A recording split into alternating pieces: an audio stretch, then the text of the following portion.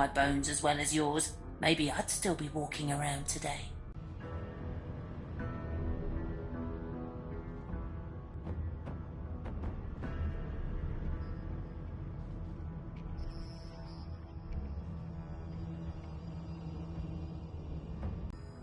Abnormal. It's why we hide in the shadows. Or walk about like you still had flesh on your bones in your case. You even have yourself a silky mortal voice.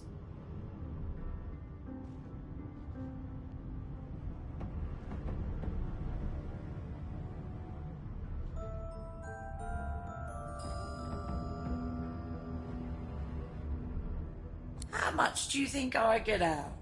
All I know is there are more like you. Well, not quite like you. But sorcerers collared on this tub, all heading to Fort Joy. Beyond that, your guess is as good as mine. Still, you'd best keep that mask on. The living don't take kindly to seeing their future staring back at them.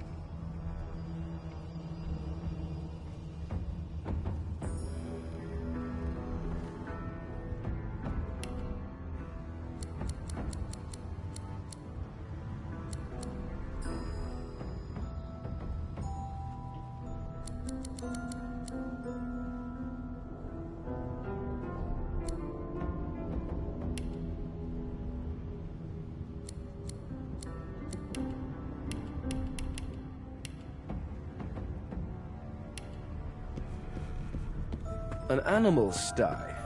Freight or food?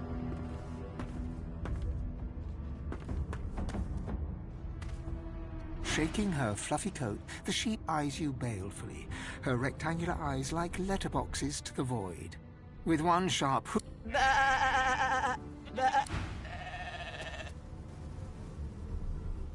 Did you expect a needle?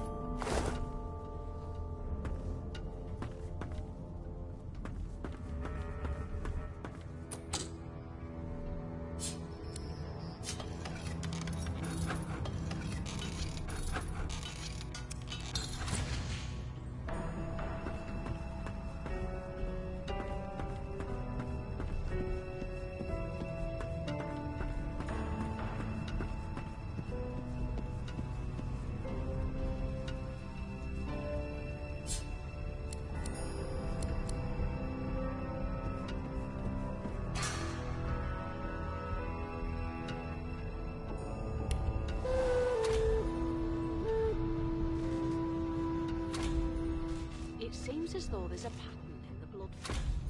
That can't be natural.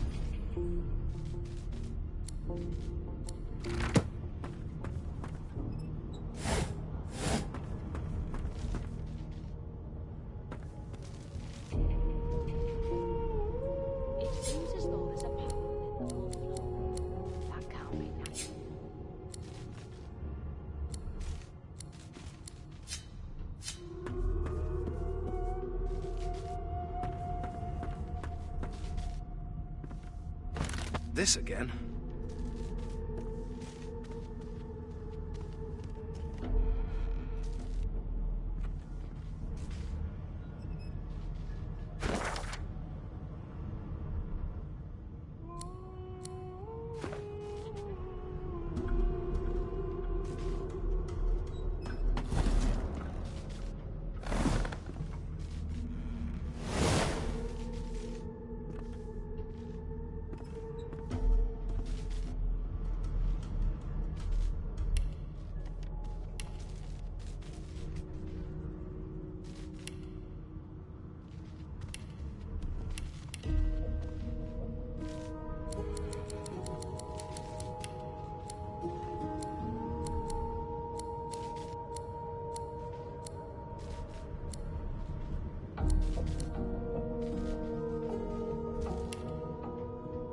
Now, where did I leave my calipers?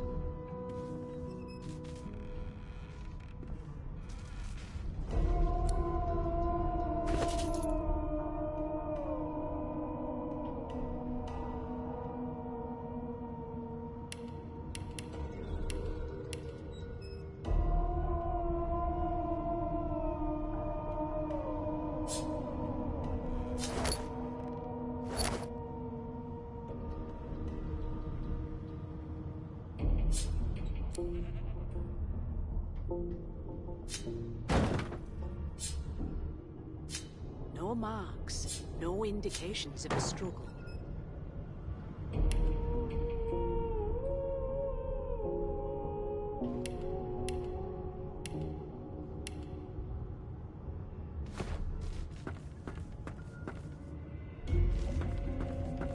Why, you're looking a bit more chipper.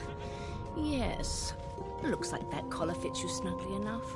Nice bit of work, even if I do say so myself.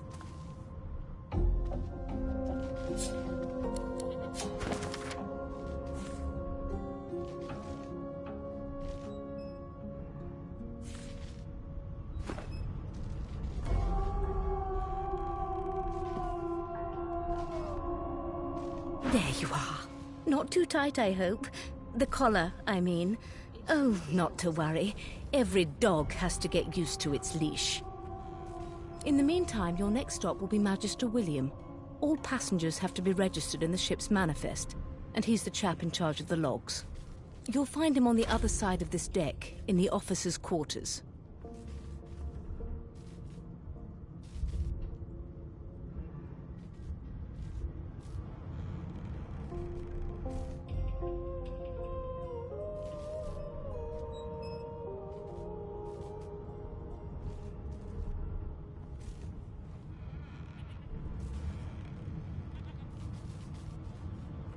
Why? Because we're at sea, of course, and have been for generous with that sedative. Oh, well, I'm sure you'll soon gather your wits. Most likely. Eventually. In the meantime, all you need to know is that we're en route to Fort Joy. A new life awaits, and if you're a particularly good boy, perhaps a cure as well. An end to Sauce. For good.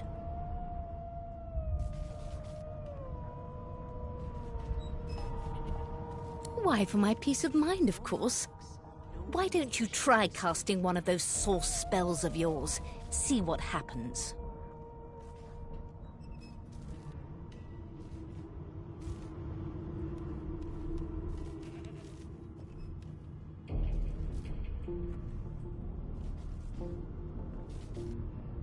Currents of magic surge inside you, boiling, bursting, then breaking, only to fade back into your soul like rain into the earth.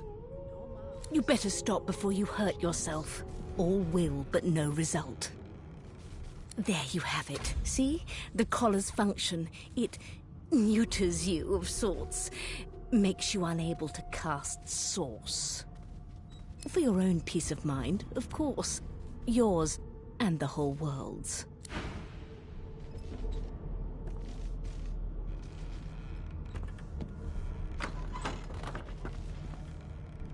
Good gods, there's been a murder here. Yes, this is A young magister stands pale and silent. I'll need to write Her knuckles whiten around her weapon as you pass. Behind the magister, a bloodied mass lies in a heap. Gore and limbs lie at odd angles. You can't make out a face amid the mess.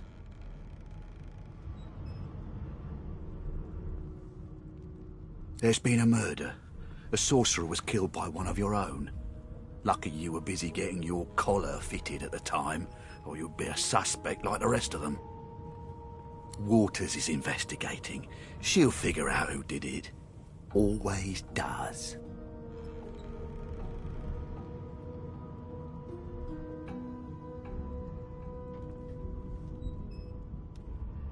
It seems as though there's a pattern in the blood flow. That can't be natural.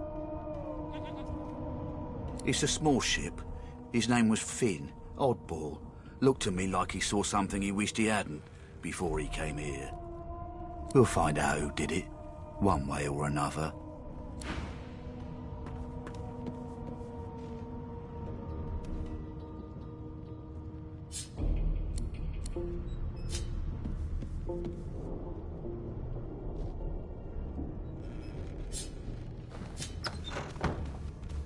What a well of knowledge this tomb is. Dallas is such a dear lady. Ugly sight, isn't it? Burns me up this happened under our protection. We're extremely lucky no Voidwalker followed the source that did this.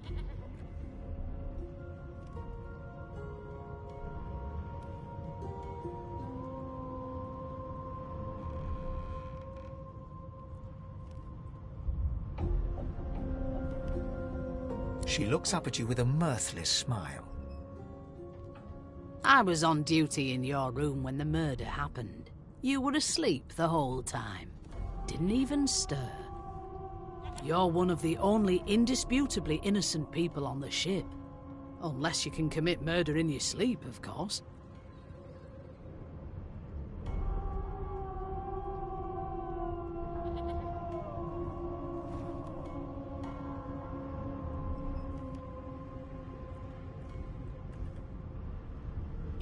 Finn was killed by Source. If a Magister could do that, there wouldn't be a Magister. It looks more like a passenger managed to slip their collar. And the rest, well, you see the evidence in front of you. Listen, I could use someone to keep their ears open among the passengers. Sometimes they clam up in front of a uniform. Bring me a good lead, and I'll throw in a shiny gold coin for you. How about that?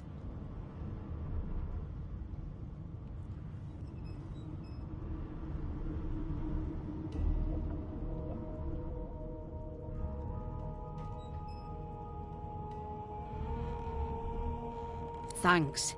I just want to catch whoever did this before they hurt anyone else.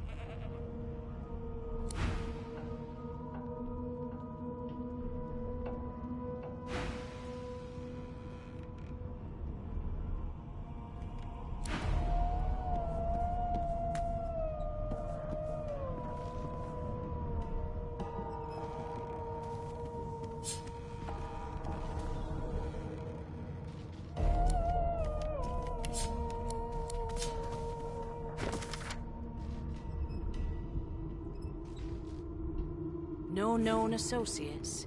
In fact, he seemed quite averse to spending time with the others.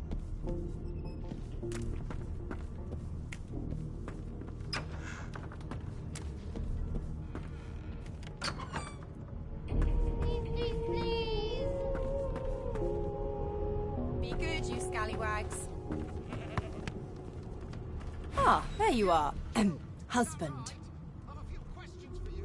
Would you please tell this very charming gaggle of not-at-all brat-like babes that I am by no accounts this Losa woman, nor do I sing, in fact. I'm deathly allergical.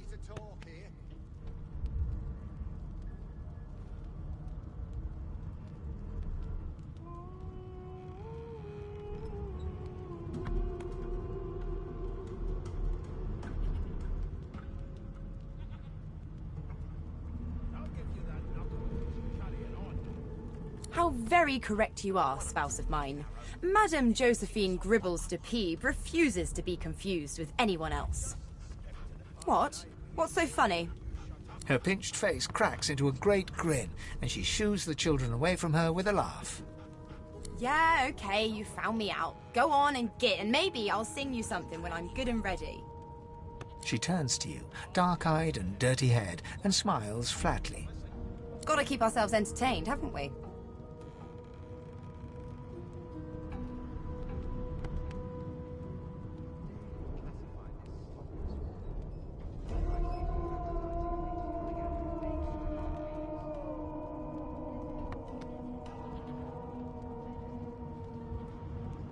You'd presume right.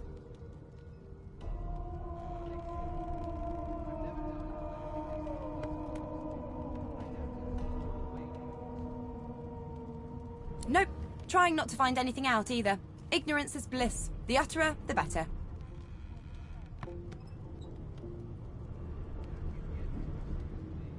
Suddenly, her eyes cloud to an unnatural black. Greyish veins run down her face, and her mouth tightens into a cruel sneer. As quickly as they came, the clouds clear. She smiles as though no change came over her. Good luck, Chief.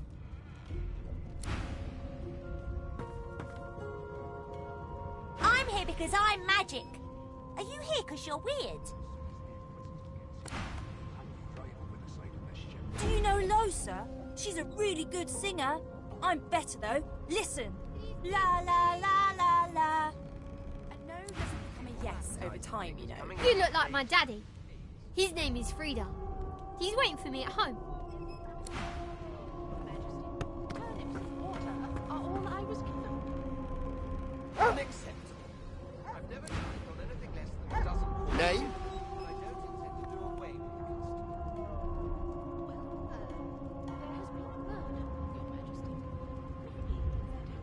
Well, you aren't here on my list. Scram, eh? We're trying to catch a killer here. Really don't know the first thing about sauce. Here to register, sir. Good, good. Magister Williams is just about done with the last passenger. You faring okay so far?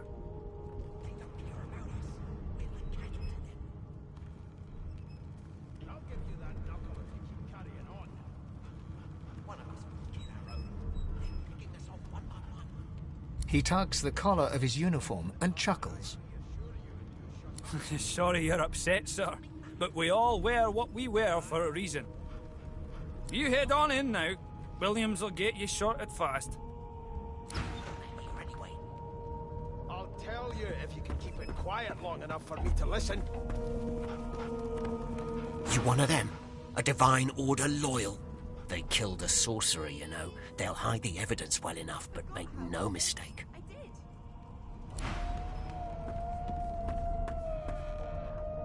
A broad dwarf sits totally upright on the bench, eyes closed, palms face up on his knees. His beard is a cascade of meticulous plaits, each one braided through with golden medallions. He raises an eyebrow as you approach, but doesn't open his eyes. Listen up, boy. You hear that? I've never dined on anything less than a dozen-course dinner, and I don't intend to do away with the custom.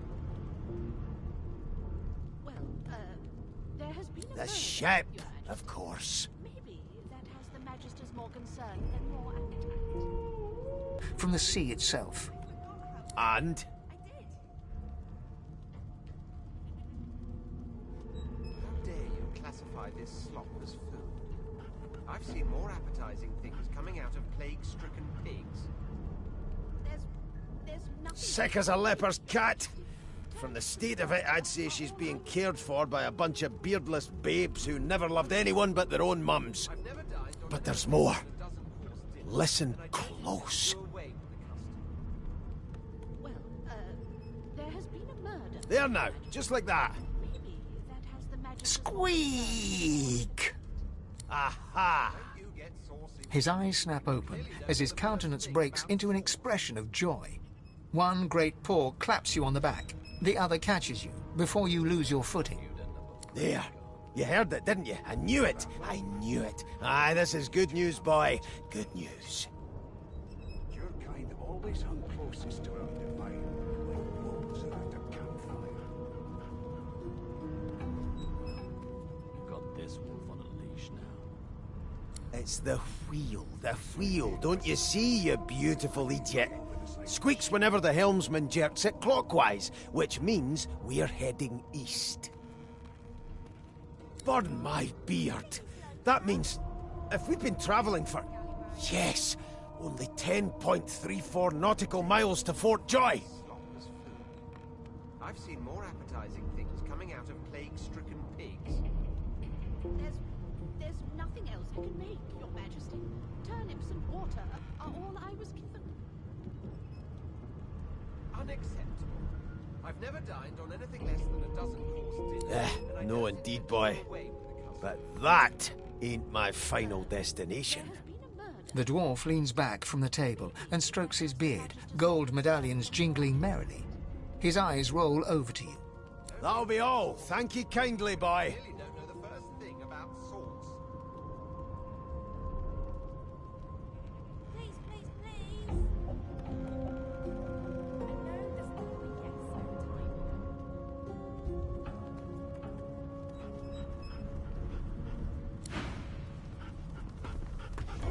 It was one of them. I know it. Well, well. What have we here? A fresh face in this stale hell. Let's size you up, shall we? The lizard looks you up and down, like a farmer would a fetching horse. All of a sudden, he grips you firmly by the chin, with the intent of inspecting your teeth. And we just skip to the part where I reassure you and you shut up. You think me mad? Mad? There's some discoloration, as well as a rather disconcerting lack of tongue and gums, but I've seen worse. After all, one can't expect to find prime merchandise on a squalid little ship like this. Now then, to business. You will answer me 3 questions. The first one is this. Can you cook? That right? I always knew you'd turn that rotten bent nest. Your kind always hung closest to our divine, like wolves around a campfire. And of course, a cook who can't taste is about as useful as a dog in a chess game. On to the second question. Can you knit, weave? In short, tailor?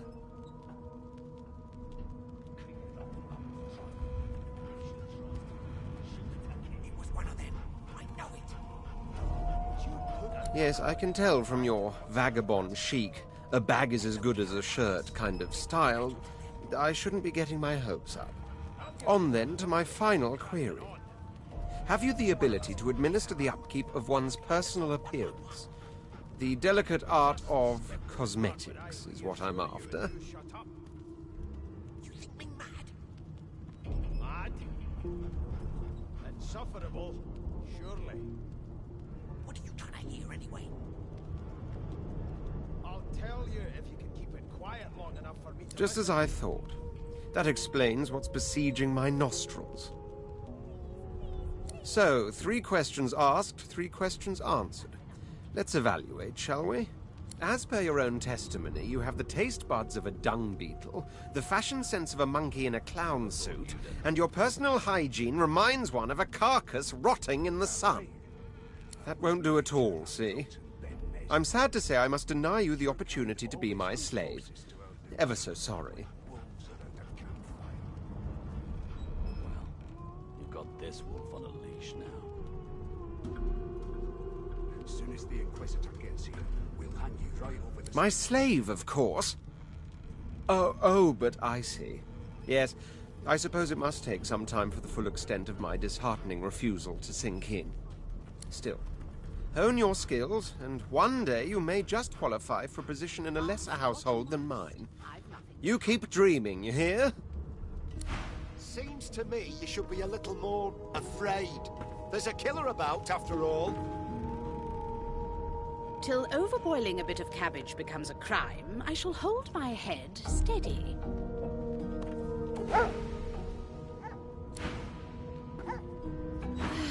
I spent my life singing for my slaves to bring me my supper. Finer fare than boiled roots and rotten tubers, too. Meanwhile, the Magisters feast on honeyed meat behind this very wall. The indignity. Carrying on. One of us wouldn't kill our own, picking us off one by one. Can we just skip to the part where I reassure you and you shut up? You think me mad? Mad? No. Insufferable? Surely. I'm busy watching for clues, sorcerer. Go take your sub-story somewhere else. A scruffy man lounges against the wall with scarred arms folded. A sly smile playing on his face, he stares across at the Magister guarding him. Noticing you, he straightens and beckons for you to come closer. Watch your back, new fish. There's a murderer on board, and I'd bet 3 months' pay it's this trampy fan. Rolling his eyes at the Magister's warning, the man named Ifan beckons again. He leans in and adjusts your collar with a sharp tug, balancing its weight so it no longer presses unpleasantly on your neck. He winks. Pinches less that way, right? Hocking a phlegmy gobbet in your general direction, the sullen Magister settles back to his task of glowering at Ifan. And now, you. We used to know each other, more's the pity. I was his commander many, many, many moons ago. Isn't that right, Vic? Standing far back from Ifan, the tight-faced Magister draws one finger across his throat in an elaborate fashion, but says nothing. Ifan grins, flashing pointed white teeth. Same as he was at 14 years old. Only difference is somebody gave him a bigger sword, and now he's Johnny Big Pants. I'll give you that knuckle if you keep carrying on. One of us wouldn't kill our own. They're picking us off one by one. Long story. Maybe I'll tell you about it in the Joy. Away from interested parties. No. The dead man, Finn, is it? I'd no business with him. And I wouldn't put a man down. sheer annoyance isn't reason enough. How dare you classify this slop as The Joy, I've heard a lot. Nothing good. No surprise there, since Bishop Alexander runs the show. Wonder if we'll get to meet the ringmaster himself. unacceptable. I've never dined on anything less than a dozen-course dinner, and I don't intend to do away with the custom. Well, there has been a murder, Your Majesty. Maybe that has the Magister's more concerned than your appetite. Not interested in the son of the divine himself. I don't blame you one bit. But Vic here will blow a blood vessel if he hears you talking like that. What are you conspiring about over there? You! What's your name? Oh, don't mind him. Vic's just got a bee in his bonnet. And that bee is me. Name? I'll give you that knuckle if you keep carrying on. One of us will get our own. They're picking us off one by one. Magister Victor looks at you suspiciously, then scrawls something illegible down in a tiny notebook. He scowls at you as he stows the notebook back in his voluminous robes. Away with you, at once. Ifan performs an elaborate pantomime of keeping quiet, one finger in front of his lips as he leans back against the wall. Quiet long enough for me to listen. Never thought you'd end up a prison guard, Vic. That right? I always knew you'd... An elf sits tucked away in a dark spot, lazily rolling dice onto the surface of a barrel. They sound like the dry cackling of an old witch. Snake eyes. She chuckles. I bet that's just what they'll look like. Rolling dice. Deciding fates.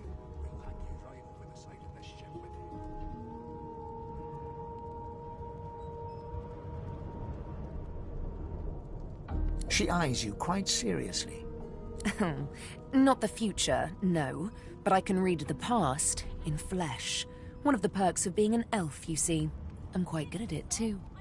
I could lick your arm and tell you how you spent the night before last. Shall I?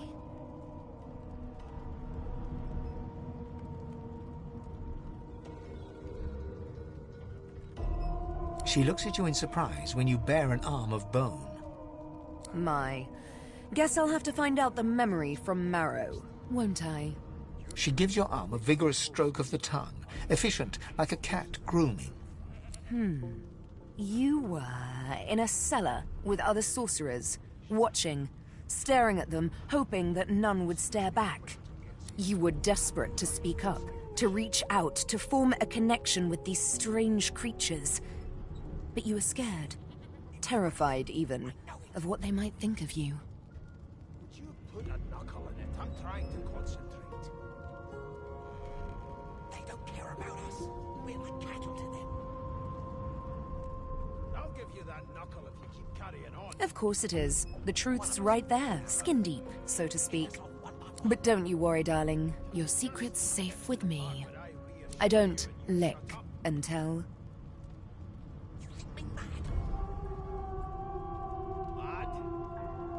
Don't worry, honey.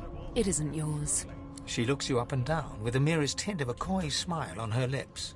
Never say never, though. I'll tell you. You've been quiet long enough for me to listen.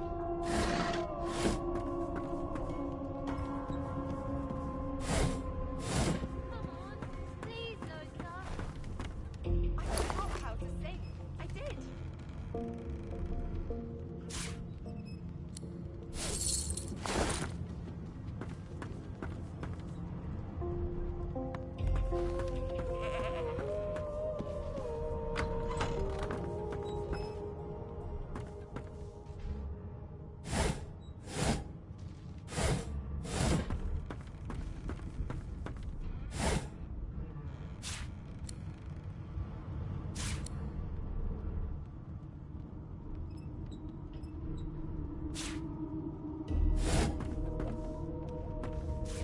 This again?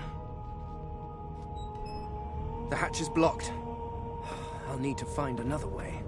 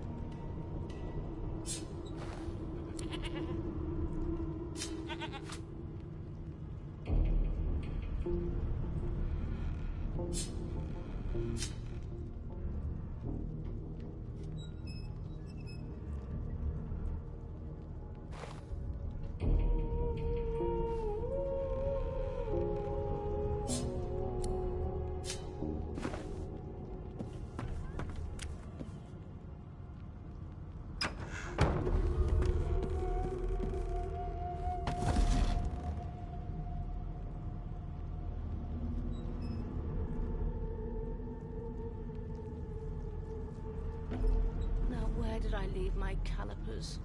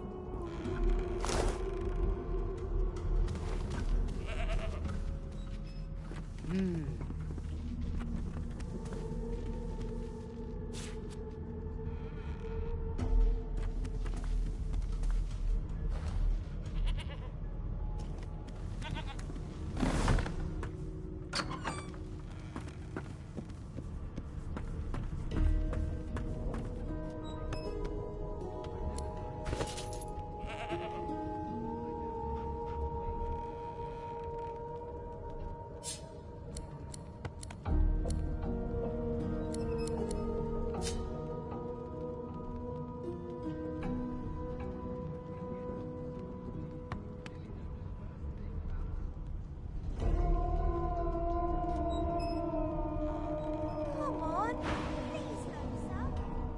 I forgot how to sing. I did.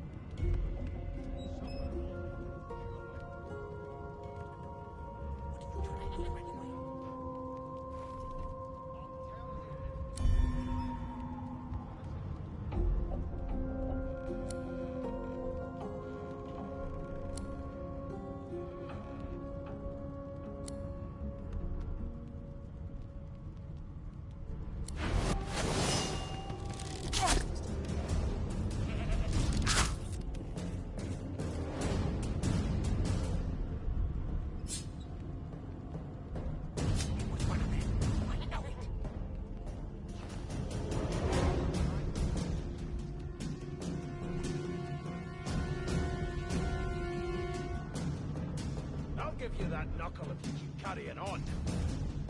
One of us wouldn't kill our own. They're picking us on one by one. Can we just skip to the part where I reassure you and you shut up? You think me mad?